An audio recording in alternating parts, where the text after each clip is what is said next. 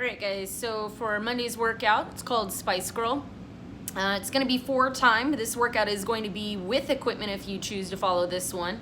This one you're going to need 1 dumbbell and just an area where you can perform some lateral jumps.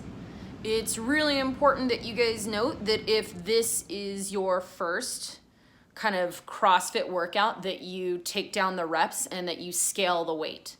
For those of you that have been doing CrossFit all summer long, and for those of you that have been keeping up with CrossFit movements consistently with the weights that you've been utilizing, you might be okay to actually do it as how it's prescribed, but we are going to give you some options. Pick any dumbbell you have. If you are going to go RX, the 50-pound dumbbell is going to be for males as always, and then for female, it's always going to be 35. Teen weight, or again, kind of like that intermediate good working weight, is a 35-pound dumbbell for men and a 20-pound dumbbell for females. For beginner weight, we're typically looking at a 20-pound dumbbell for males and about a 10-pound dumbbell for females. Remember that for this workout, again, you should be scaling the reps if you've not been exercising all summer in CrossFit. Otherwise, it's going to be tons of volume, and you're going to be so sore that you could potentially A, injure yourself, B, not be able to walk, or C, go to the hospital for rhabdomyolysis. So don't do too much volume. Okay. Okay. So this workout is going to be what we consider a build-up. So it's almost kind of like a pyramid where we go all the way up and then we come down. But in this case, we're just going up. So it's a ladder. It is going to be dumbbell hang, clean, and jerk. So we're going to be cleaning the dumbbell and then jerking the dumbbell and then going into some jump squats. We're going to go through a general warm-up right now of some of the movements that you're going to be utilizing. We'll talk about the movements and then we'll talk about the workout.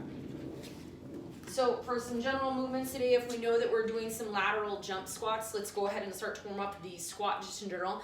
So go ahead and step out to your air squat stance. So remember that if our feet are stacked directly underneath our hips, that is going to be for anything in the pressing position. If we just take that step outward and toes slightly pointed out, the feet now are outside the hip width and they're a little bit wider so that we can go ahead and squat down and get our belly in between our legs. For this position, you want to maintain an upright torso.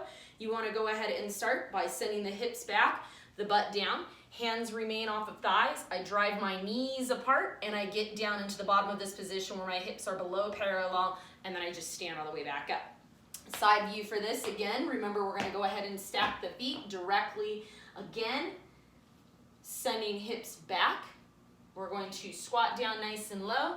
My hip crease becomes below parallel. My back remains flat in a neutral spine and my chest is tall. My weight is into heels and then I stand all the way back up. So when performing this movement, make sure that you know we don't want to be on our toes when we squat down. So when I go to squat down, being on toes means I'm leaning with my chest, my heels come up, and then I can't actually get down below parallel. We also want to try to mimic like we are sitting back and getting down low into a chair. It's important to get full range of motion on these, and that way we can make sure that we're feeling pretty good with our knees and our body. So we're going to go ahead and start off with 10 air squats. After 10 air squats, you're going to go ahead and you're going to perform 10 jumping air squats. So now we want to get down low, and as soon as I stand up, I'm going to thrust my hips forward and bring my arms behind me so I can get into full extension. Side view looks like this.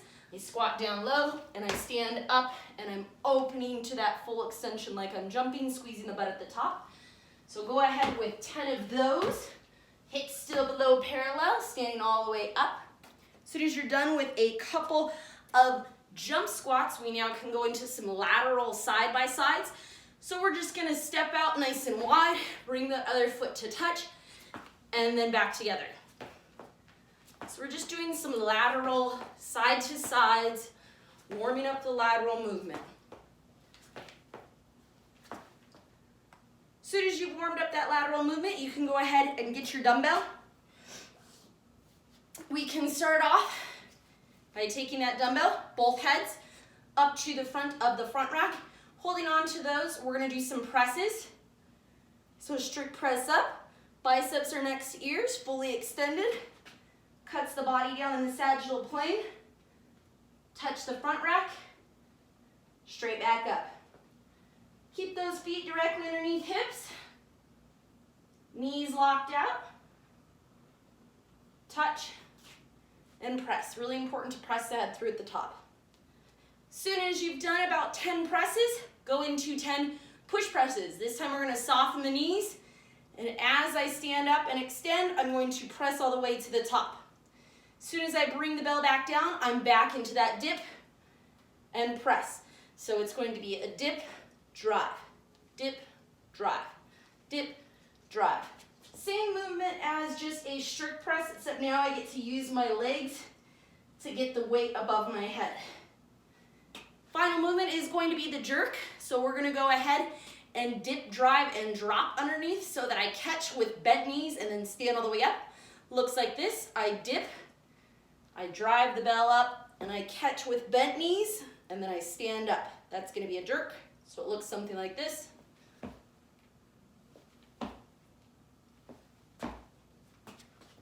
Dip, drive, drop, stand up. Dip, drive, drop, stand up. Dip, drive, drop, stand up. And then you should be pretty warm. The movement is as follows though. We're going to perform single arm dumbbell hang clean and jerks into those lateral jump squats.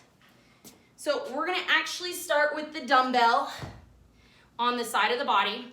Chest is up tall. We're going to send our hips back with a neutral spine. That's why we said it's important to make sure you're filming yourself to check this.